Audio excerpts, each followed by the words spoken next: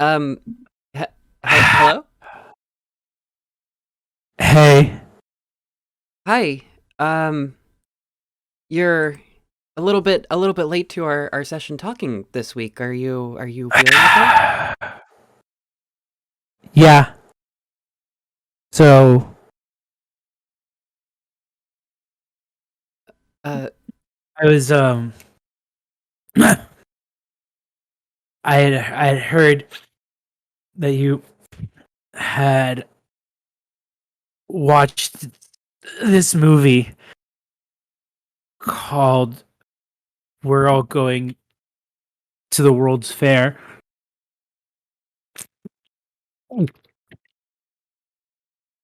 I suppose I did. Have you also watched that movie?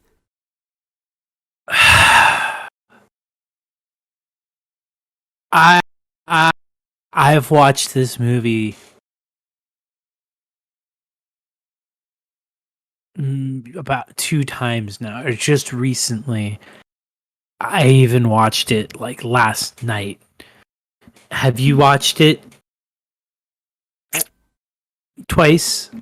I mean, I gave it a second. I gave it a second watch through. I mean, it's. I don't know if I got as into it. Hold Oh, are you? on one second.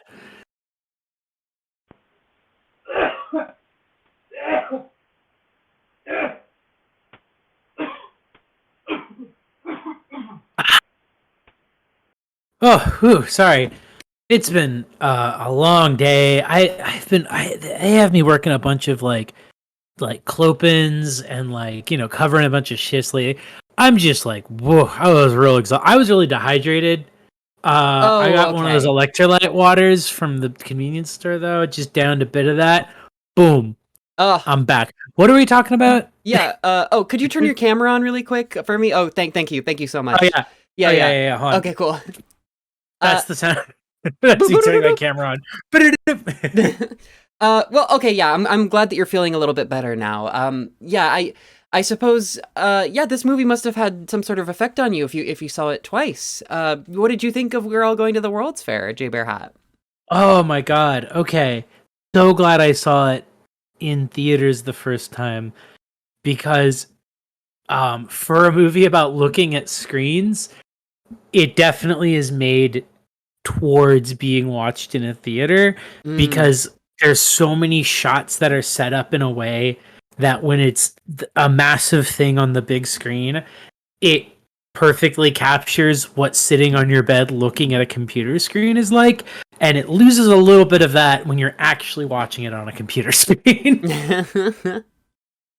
Mostly just because like the shot composition is less all encompassing, so like your eyes, like you can look at the whole picture and the whole scene kind of in one go. right. Whereas when it's like a huge theater, you can like you're looking at the computer screen as if you were in the room, and then your eyes kind of start to wander and you start to look around the computer screen, Hmm. which you feel more like you're in that perspective that you're being given. Not to be pretentious and be like you haven't seen this movie if you haven't seen it in theaters, but if you get a chance to see it in theaters because it is finally distributed more than where the letterboxd Patreon base seems to live. uh Right. I Yeah. highly recommend it. I highly recommend seeing it in theaters. This is one that's worth it. If you get COVID, I'm giving it the official Jay's Barrett seal of approval. It's worth getting COVID for. It is not worth getting COVID for. You need to stop with this I fucking pro COVID shit. I'm Quit not it. pro COVID. It's permanent. It's a permanent disease. Chill. And seeing this movie will permanently change you. That's true, I guess. I mean, yeah, I did not watch it in the theater. But I did watch it on I've watched it on large-ish screens, large compared to like a computer screen, I suppose. And it's really, I mean, like the horror aspect of it. uh, it's hard to call it a horror movie because it's the type of movie that people who are like obsessive creepypasta teens, they click on this movie and they're like, what the fuck is this fucking artsy stupid but the fact of the matter is, like, there is like a certain level of kind of ambiguity to the whole thing. Certain sort of, I mean, it's pulling from things like Marble Hornets. There's, the wonderful cameos of like YouTube personalities that like worked on Slenderman offshoot stuff too, which we can touch on a little bit later. But yeah, I mean, the sort of what's happening in the frame is eerie and it's very evocative. I could definitely see this hitting a certain type of like TikTok horror audience Mm, who are like but like in the like this movie is like real. yeah, Like this movie actually happened. yeah, But it's also drawing on the blue whale challenge, and there's even a very very small reference to it. mm, I think I speaking of the reference stuff, I think I love about this film is that it's so easy to have done a version of this movie that is just heavily referential.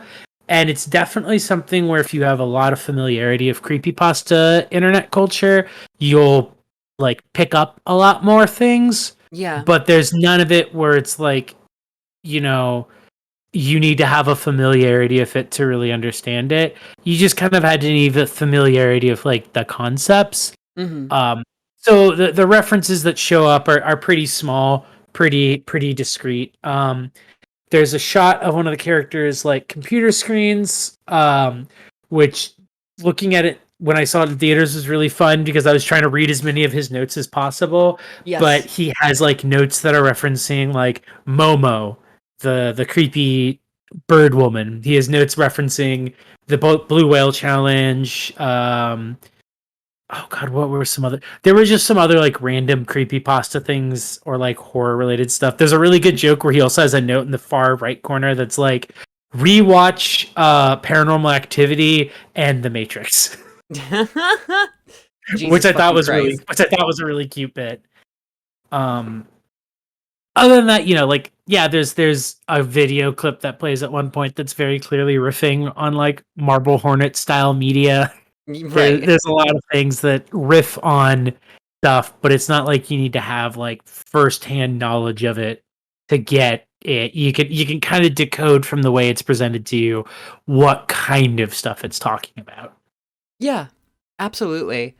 I really was. I was super, super floored by this movie. I was really, really impressed. It reminded me a lot of Cam in some ways, but it's kind of like a compliment to Cam insofar as it's like a different side of just kind of isolation. There's definitely a texture that we talked a little bit about kind of before recording. A lot of interviews and a lot of stuff kind of focuses on it's just like this is a movie by a trans person, and some of it is about dysphoria, or rather, it's like very deeply feels kind of about dysphoria and going through changes and kind of fear partially of your body but partially of other people's perceptions. And I think that stuff is there. I don't know if I don't know what my preferred way of kind of like thinking about and kind of dissecting that stuff would necessarily be, because I think that it's so much more multifaceted than that. Yeah, Because when you consider dysphoria, you're considering like other people's intentions and other people's thoughts and fitting into society and being and certainly like lots of personal things like fitting in with your body, fitting in with your family. I don't know, it's more, there's a lot going on. It's a really really really dense movie, which I say about a lot of movies, but this one's really stand out. I would say a thing about the film with well, okay, like a way to talk about that is, and I think this is more so a problem that like cis people and people who interviewers for this film It's have. always the scissors. Yeah, which is that they forget that dysphoria is a term that refers to conditions that predate the medical construct of gender dysphoria. That's why the Exactly. word gender comes before it when they refer to it with trans people. And this film is about dysphoria, which inevitably is going to include, some shades of gender dysphoria, but so is like any movie that addresses issues of dysphoria and identity and disidentification of your body, Mm. just because like that's all comes from the same like wellspring of like human emotions experiences. So like a sister film or a sister thing to this that I would say is that it's very similar to say Serial Experiments Lane, which is made by a guy who became a reactionary transphobe. But I would say there's a type of person who is trans mask who would have a Serial Experiments Lane icon in like 2013. Who would have an icon of Casey from this movie now? Right, yeah. Or I mean, both sides of the fence on in terms of transness for Lane, absolutely. Yeah, no, it's the same sort of thing where it's the shaking hand things of like trans femmes and trans masks can both identify with Lane as a character. Yeah. And I feel like there's definitely ways in which trans femmes and trans masks can both identify with Casey as a character, whose name I would like to note is very specifically chosen as a gender androgynous one. Right. Yeah, absolutely.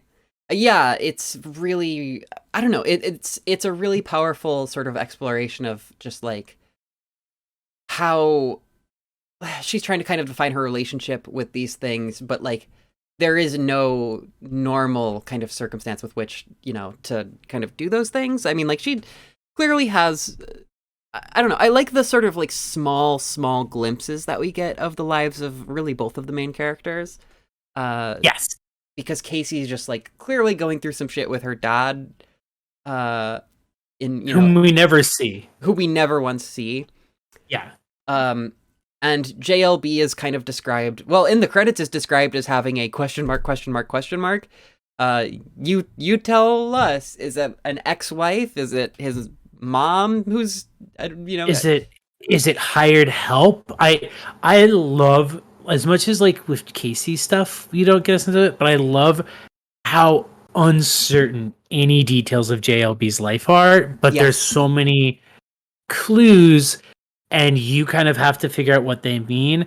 There's the scene of him staring blankly in a room drinking milk, and some sort of older woman who could be his age, who could be older than him, who could be family, who could be, hired help, who could be his wife, is just seen entering with like grocery bags or something for very briefly in the background.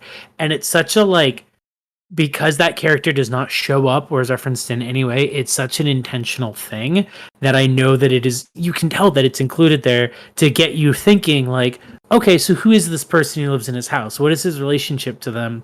What do they know what he's doing? Like what's going on here? Like this guy clearly seems alienated and disaffected. So then what's his relationship to this other person in his house? It's an interesting like structure, or kind of like an interestingly paced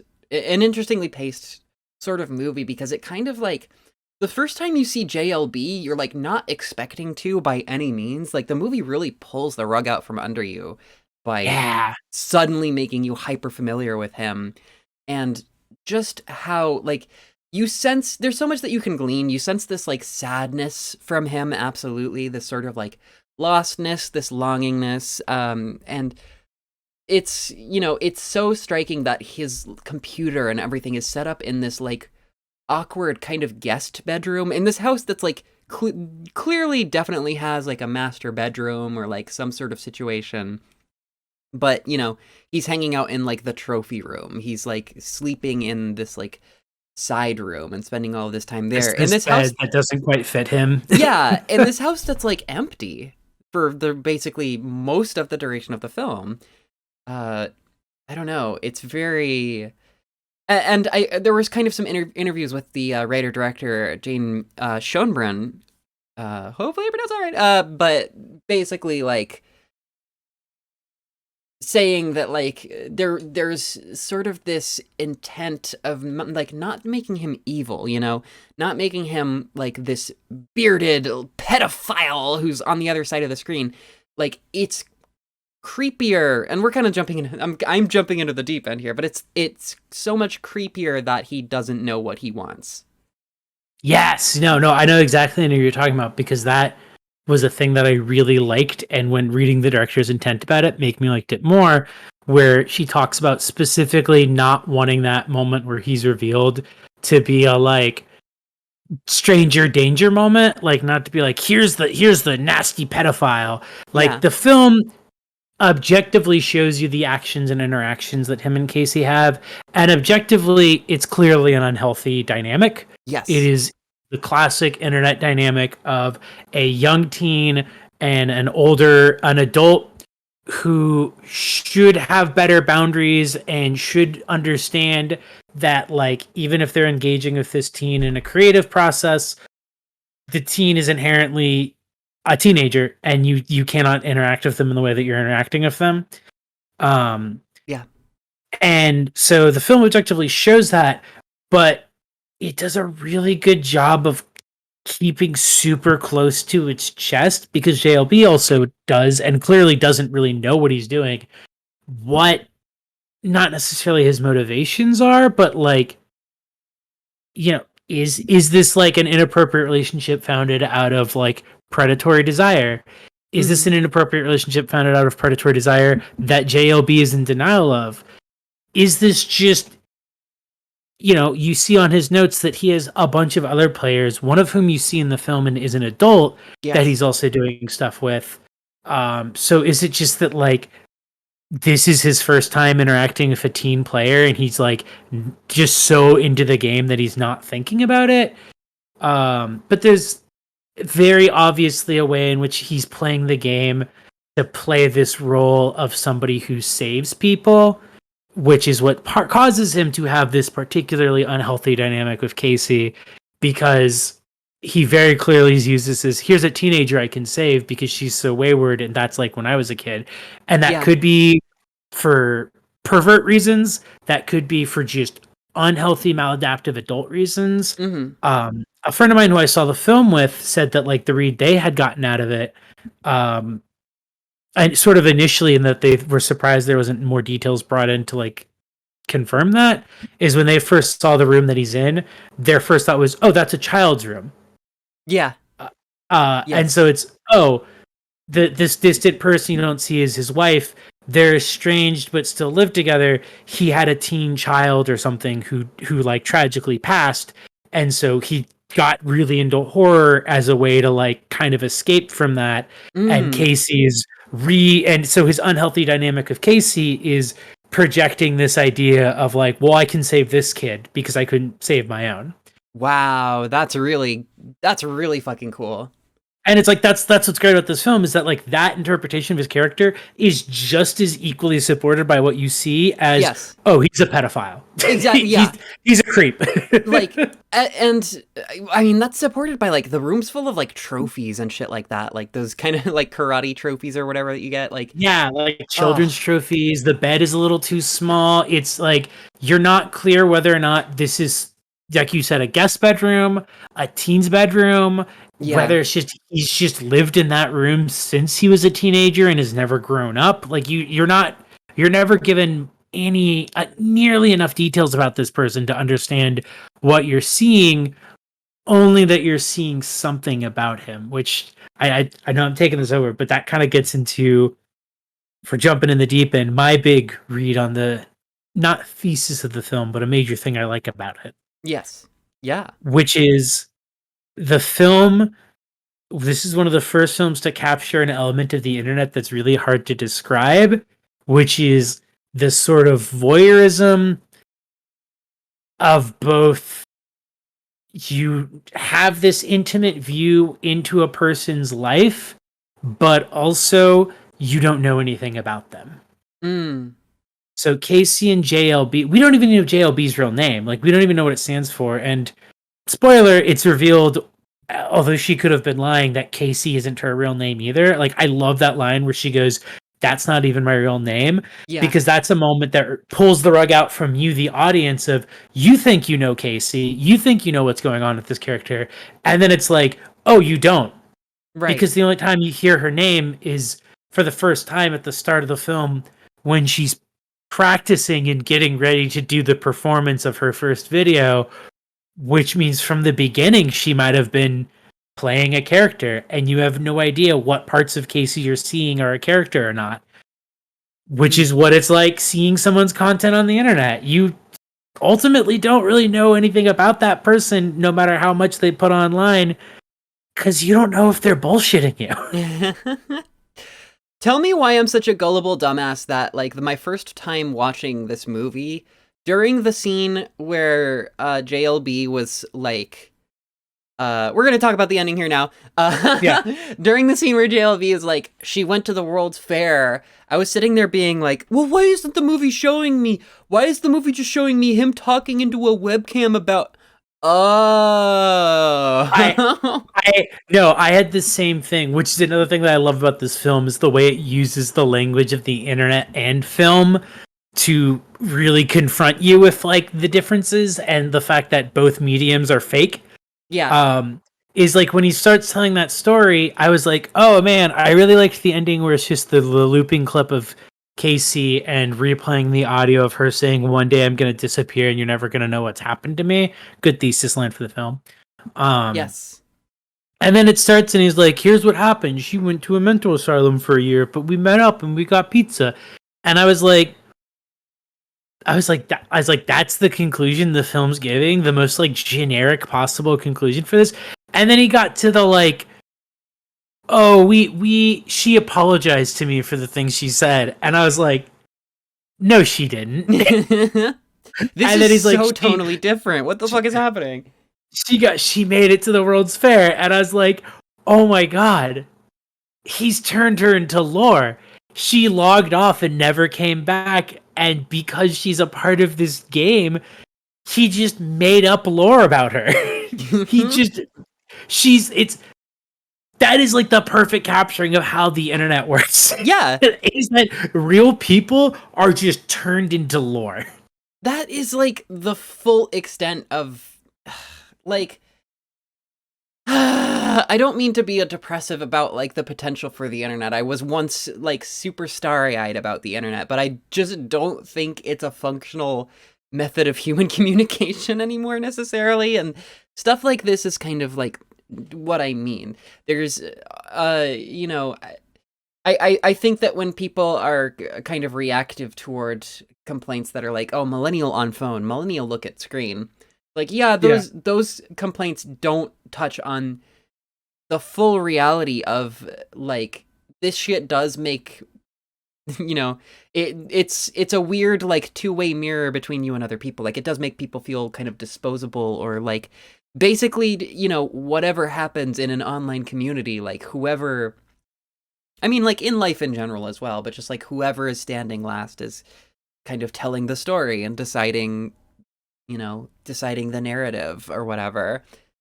And I don't know, it's a really chilling, it's a really chilling ending. When you just kind of realize like, oh yeah, no, this guy actually like didn't really care, or like the ways that he cared were like inappropriate. He cannot accept that the Casey's life and story outside of the confines of a cohesive narrative, and so he makes up a narrative ending for it, because otherwise he has to accept you're never going to know what happened to Casey. Yeah. She logged off. You're never going to know Casey. Yeah, if she ever comes back online, it's probably not going to be under that name, and she's probably not going to show her face, because that's what as somebody who knows someone who was a target of like old something awful forums stuff. Mm-hmm. I know someone who just has zero online presence and like periodically goes through and culls what little traces he's left online, because that experience just taught him that like, nah, I don't want that attention on me. Yeah. I don't want that kind of vibe going forward in my life. And that was something that happened to him like 15 years ago. Like that happened when he was like a teenager, and he's like in his late 30s now. Ugh. Yeah, it's really, I don't know. It kind of becomes this like reflection of a pre-existing kind of alienation. You know, this or like it replicates these like ways of, kind of sideswiping at people within your reach power wise, or I don't know how quite to put it, but the internet is a very, very dark place. I don't need to tell anybody that. That's not news to any of us. Yeah, JLB's performance is really fantastic. Michael J. Rogers is like a huge like horror guy. He was in Beyond the Black Rainbow. Oh, that's where I recognized him from. Yes. Yeah. Okay. Yeah. And he was also in Assassination of Jesse James by Carver Ford. Blah blah blah blah blah. All sorts of other stuff. He's really fantastic, but I think Anna Cobb as Casey is like transcendent, like so fucking good. What a fucking phenomenal like debut. Yeah. Right? Yeah. Like just just killing it, like already at like peaks of like other young performers' career. Like not just like, oh, this person has a lot of promise. Just like, oh, this person, Anna Cobb fucking hit the ground running. Yes. With this movie. Like there's so many the layers of performance too. Mm-hmm. Where it's like performing a person who is performing a person who is performing a person getting lost in the performance of another person. That really good iconic scene like that they used as the poster of her holding up the eye so that it lines up with her eye to the camera. Yeah. That was completely improv. That was just while she was like doing that scene because they had one take to do it. She like the eye ripped off and she just immediately did that. Ugh, and it's fucking perfect. It like says everything. It's this like, it's this destruction of like innocence. It's like this kind of exorcism narrative almost. It's the eye being like a fake plastic eye, and just she gives such an amazing performance. That's a fantastic take as well. Just the way she like peppers stuffing all across the room as she's destroying this toy. I was like, when I found out that was one take that they could do and that they did it in that one take, I was like, the fucking filmmaking gods or whatever were just like, bam, there you go. Because the way that stuffed animal fucking explodes everywhere is like so good. It looks so good. I was like, I can't believe they got a shot that good on the first fucking try because it's incredible. It's perfect. Yeah, just endless shout outs to across the board, like the directing, but like, yeah, endless shout outs to Anna Cobb for really doing just a wonderful job at the specific teenage emotion of just like, I can't tell that I'm triggered right now, so I'm like, the way she's like looking into a camera and tearing up and like acting normal and, in all of these different kind of like phases. It's like this sort of modern, I don't know, like, it feels, I know that like Jane Schoenbrunn I think is like a huge like David Lynch fan. I think I saw somewhere that she's like obsessed with Fire Walk with Me and stuff like that. And the kind of like teary-eyed smiles here feel very Fire Walk with Me. It feels like coming from a similar sort of like emotional, like trying to hold things together place. It's so also like the stretch of videos that are like when she's being taken over more and they're like just a bunch of auto playing videos, which by the way the film melds in auto playing videos with like other stuff. Yeah. Oh, perfect. I was watching it with my partner who is a bit younger than me and so is much more of the generation of people who just watch YouTube videos like passively growing up. Like we're definitely of the generation too, but like, YouTube was new versus YouTube as an algorithm that is constantly feeding you things. Is what they are. And they were just like, yeah, this movie perfectly captures just like the experience of putting on a video and then just like laying in bed and like just letting the algorithm show you more things. It's creepy. But yeah, like those performances are great and also nail like a specific era and like style of YouTube making that's like a mixture of horror and comedy. I fucking lost it me and another friend of ours who saw it in theaters just lost it at the part where it's like the video title just comes up and it's just dumbass waterfall. Dumbass waterfall. That's like one of the best fucking parts. The arguing with the Santa, just like, hey, stop smiling. Stop smiling. Those are Stop smiling. Yeah, those reminded me of like a specific era of, or I don't know, just like kind of somewhere in between like vlogs and creepypasta stuff or whatever. I don't know. The sort of era of people making YouTube videos that are intentionally supposed to be unsettling unless you get the joke and then they're really funny. Mhm. Like the fucking grave, the tour of my school part has just like that great delivery. It's like, and there's the principal's office. Watch out. And then just mixing that in with like really upsetting scenes of her talking about her dad having a gun. Yeah. That's something that I kind of it's something I noted in my Letterboxd review basically, where like the tone of this movie definitely struck me. Like it's something that is it's so in control of its own tone in terms of just like it's aware of how much creepypasta stuff is like hilarious, especially like how the Evan Santiago sort of cameo part, the like I'm turning to plastic part. It's like you look at that stuff and it's like, oh, this is like kind of trying to be scary or strange or evocative, and it's like, you know, maybe it hits for a second or maybe it bounces off of you and you like laugh and you think it's funny.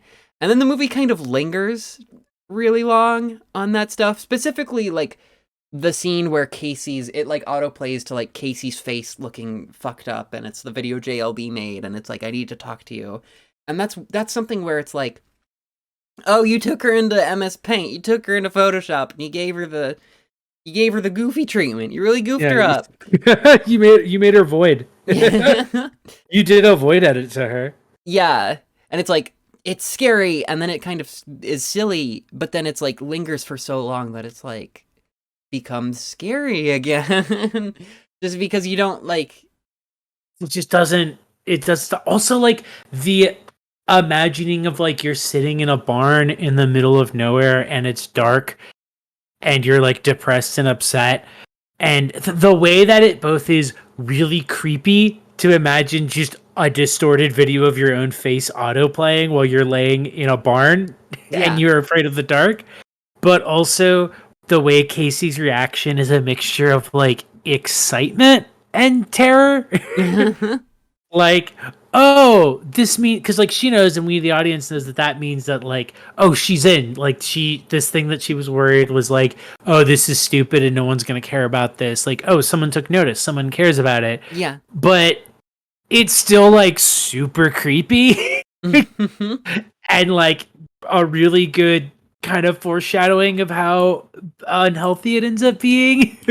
Yeah, and I mean you can kind of see this thing happening where it's like she's so kind of startled that like someone is, you know, willing to communicate with her. She's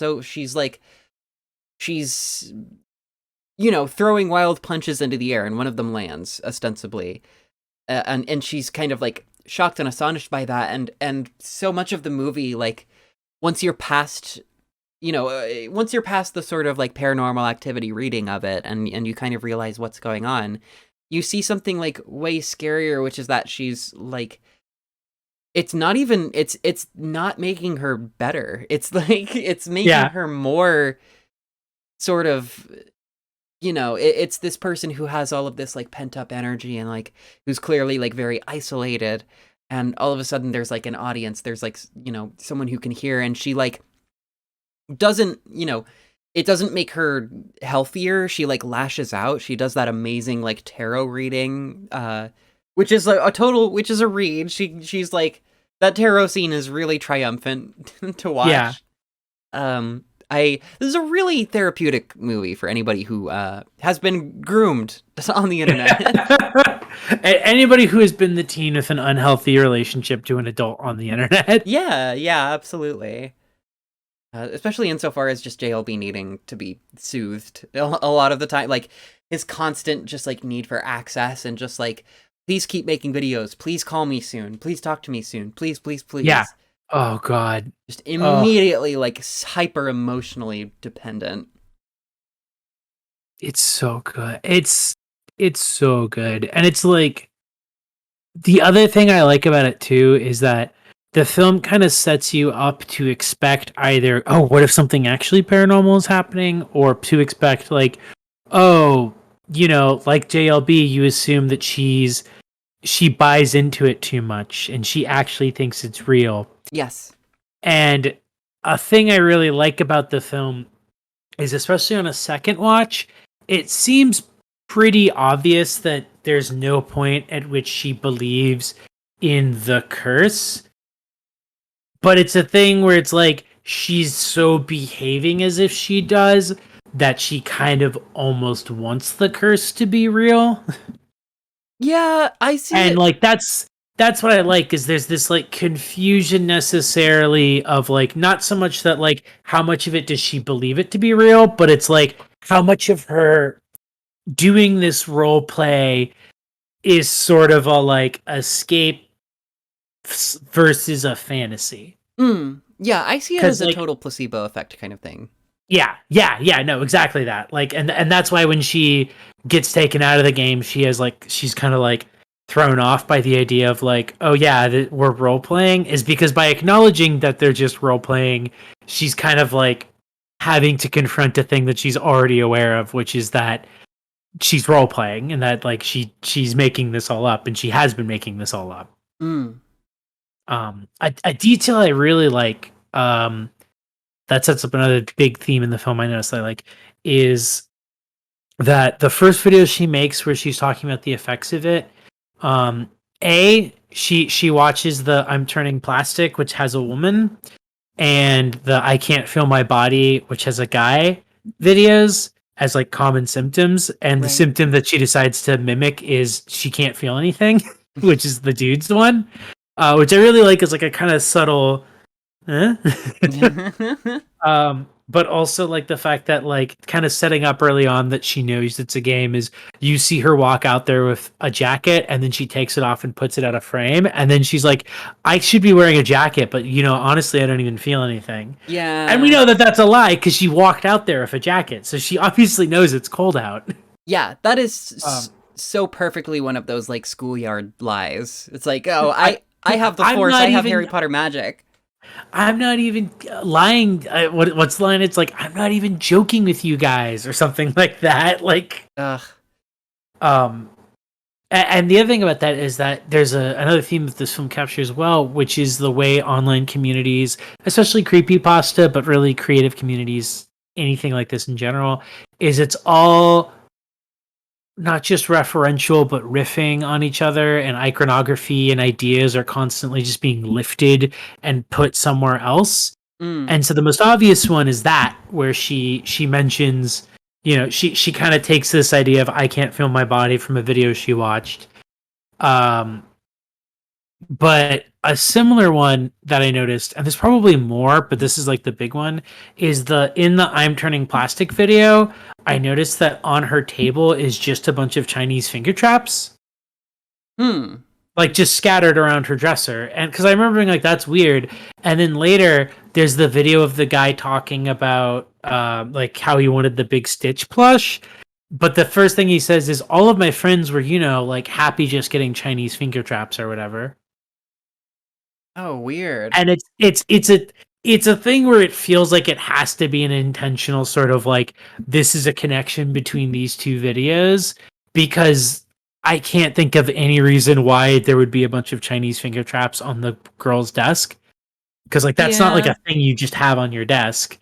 And it's like, I'm not saying that the Chinese finger trap has meaning, but I think within the world of the horror people, they've probably given it some sort of meaning, and so it appearing is like sort of a reference to this idea of like, there's an image that was mentioned somewhere that someone liked, so they lift it and they put it in their own, and this is all transformative work where they're all just kind of like getting inspiration and ideas and riffing off of each other and building off of each other.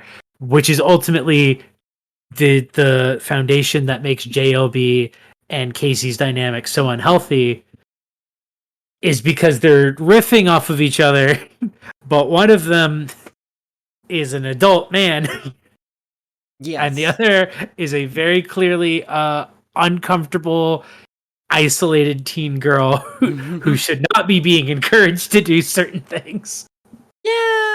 Yeah, it's so yeah, I don't know. I in terms of just like the like the finger traps and the sort of all of that stuff. I don't know. Yeah, I guess there's like some texture there about. I mean, gender is a little bit, like, oh man, I don't have enough tickets for titties. Oh I don't got shucks, the titty I tickets. didn't get the titty tickets. Damn, do I gotta go back out there and play foosball again? Shit. I think that must have been. Was that Theo Anthony? The ticket guy pulling the tickets out of his arm.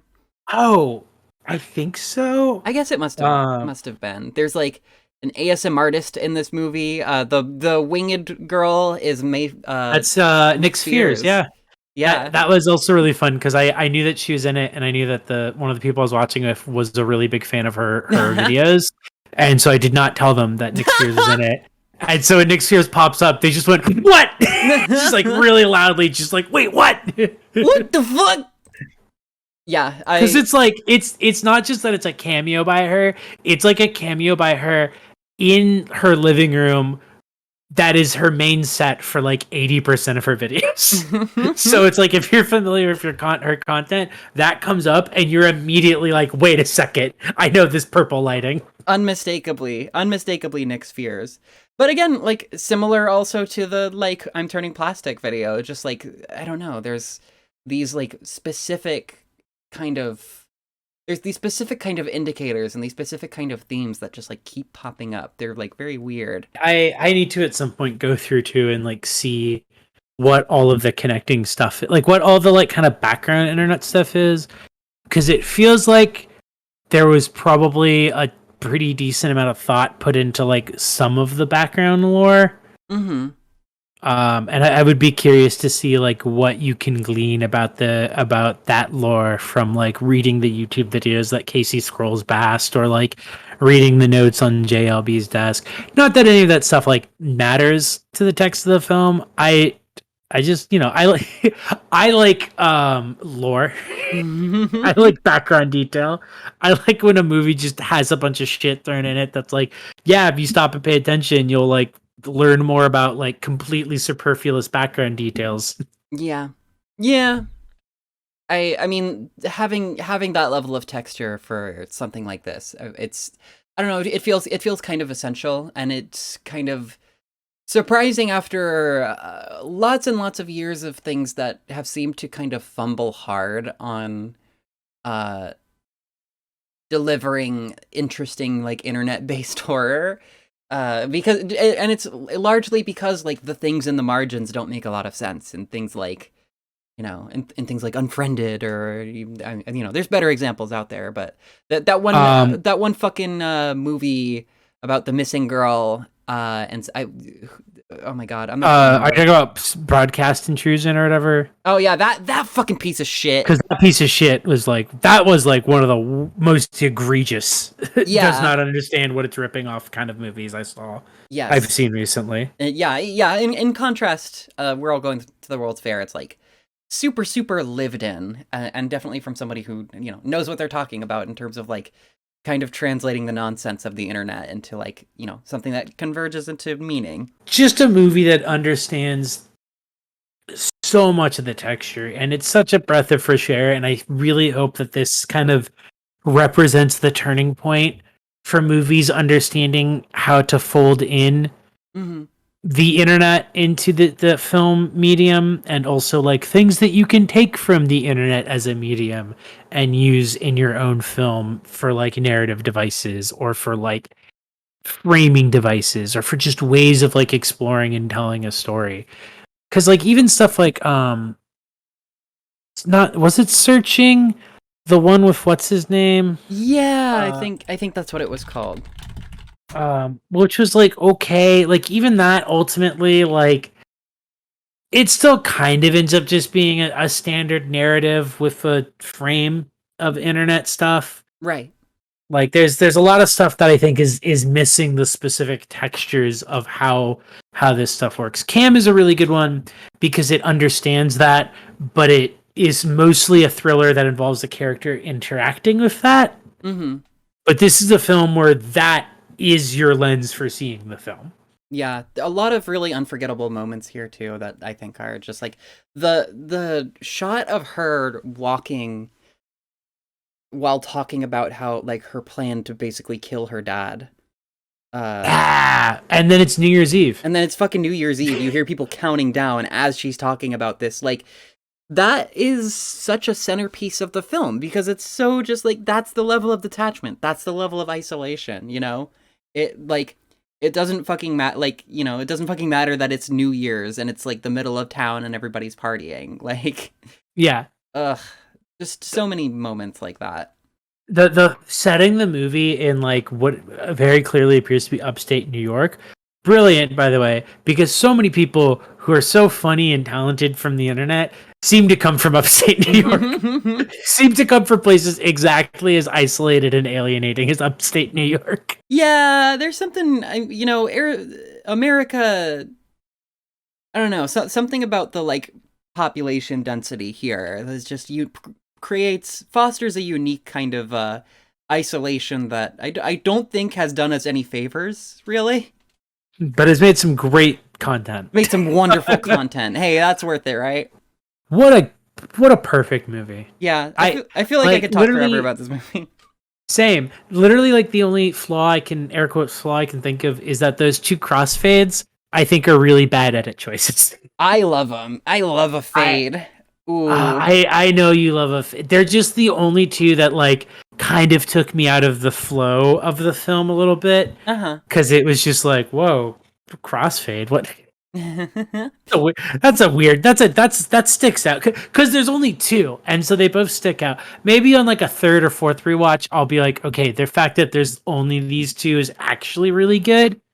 But I wasn't a fan. Yeah. Other than that, though, that's like if my two flawed complaints of a film are like extremely minor editing choices in two scenes. Mm-hmm.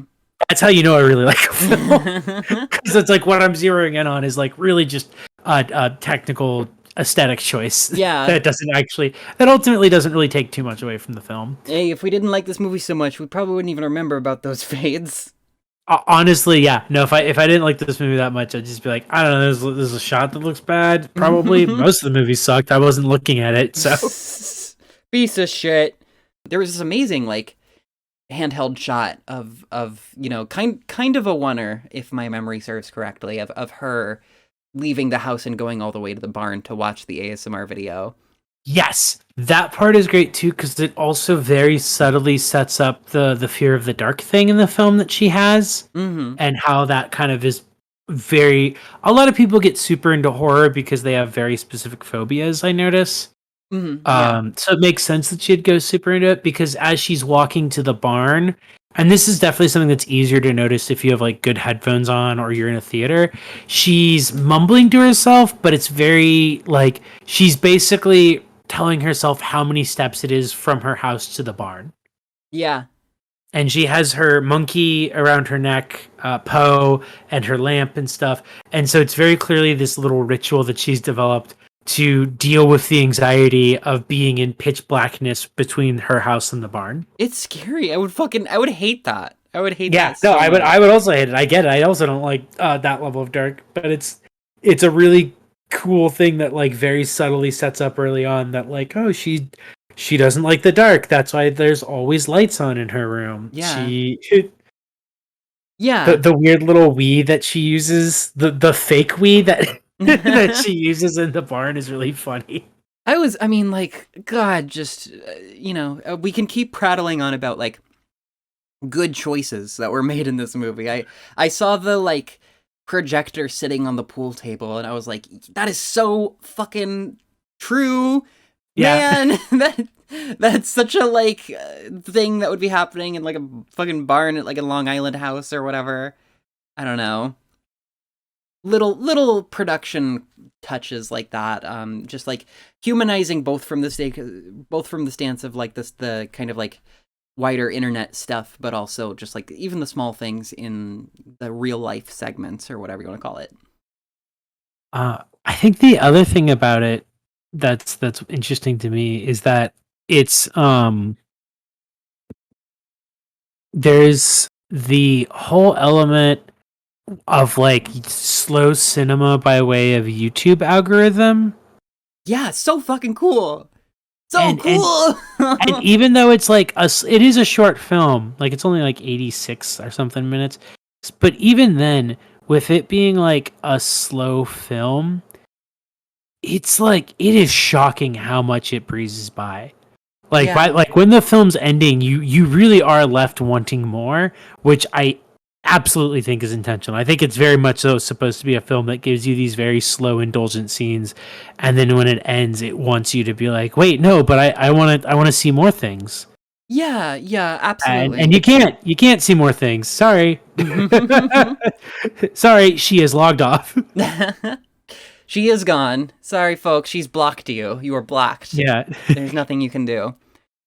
Yeah, I thought that stuff was so smart and so, and that's kind of the folly of slow cinema is that if you make a slow cinema film that's good, it doesn't it doesn't really feel slow. Like Ozu yeah. films don't feel slow to me; they feel very densely packed.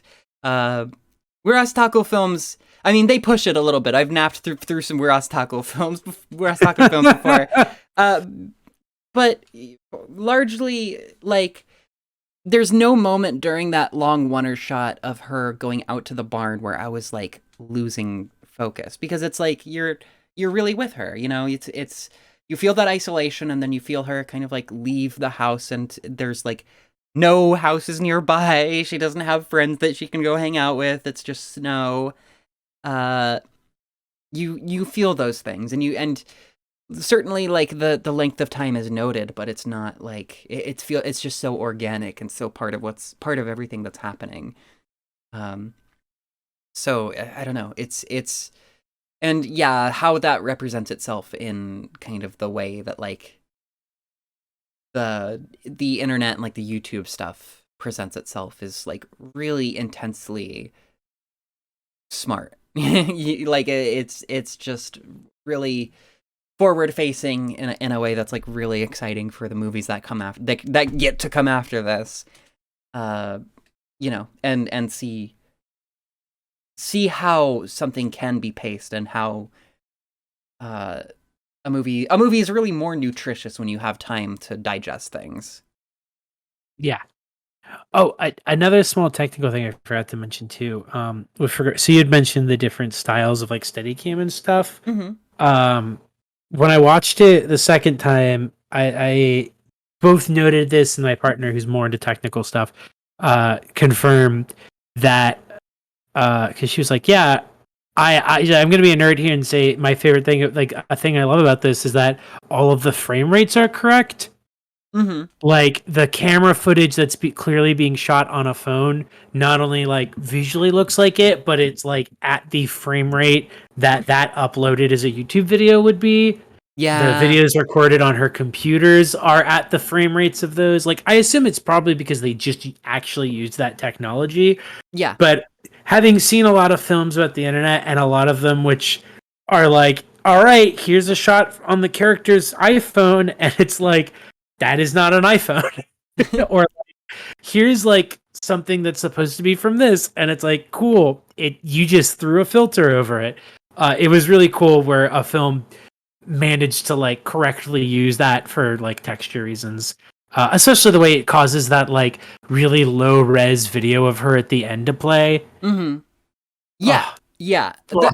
There was this whole like kind of post Lonely Girl 15 era of like not necessarily ARG stuff, but just like media having to do with that kind of thing where it's just like, hey guys, I'm talking into a DSLR, but I want you to believe it's a webcam. And it's like really harsh to watch that stuff. That stuff is pretty unwatchable to me. But um Yeah, there was also kind of like some interview segments where the director was talking about like how there's a sort of specific like shimmery effect to like really under focused and like really dark photo booth scenes where you see all these like green and blue and like purple pixels that just show up out of nowhere in the dark. Yeah, Just like that's the oh, amazing fuzziness that it adds. I had so much nostalgia for every time there was that, like those purple little pixels on screen. Ugh, God, it's so Took me perfect. back to such an awful era of Tumblr.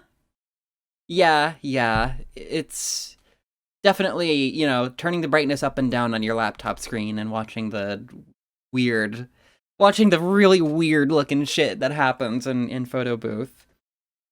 Yeah, just stylistically on point, thematically on point. Can't say enough good about We're All Going to the World's Fair. Yeah, you should go and see it. Yeah, maybe we should go to the World's Fair. Hold Yeah, on. honestly, you know what? She should have gone to the normal fair. I think that would have helped her out. She should have Oh, gone to the World's Fine. yeah. She should. Do you have Are you putting on? Sorry, Yeah, what? I was gonna say, are you pulling up the World's Fair video now? Are you gonna get World's Faired? I am looking around for a pin. Oh yeah, I found a thumbtack. Do you have a pin nearby? Do you wanna try the I have challenge really a. quick? Yeah, I'm gonna use a lighter though. I think that's fine. That's I mean, as long as there's blood involved, that's probably Yeah. fine. Uh all right. I want to go to the World's Fair. I want to go to the World's Fair. I want to go to the World's Fair. I want to go to the World's Fair. I want to go to the World's Fair. I want to go to the World's Fair. No, I want to go to the World's Fair. I want to go. I No, want to go to the bitch, World's shut Fair. the I want to go to the World's Fair. Stop. Let's just go. Let's just go to the World's Fair. Okay, I guess it's not one of those ARGs that like I guess we got to just wait. It's not like Candlejack where it just kind of, takes you whenever you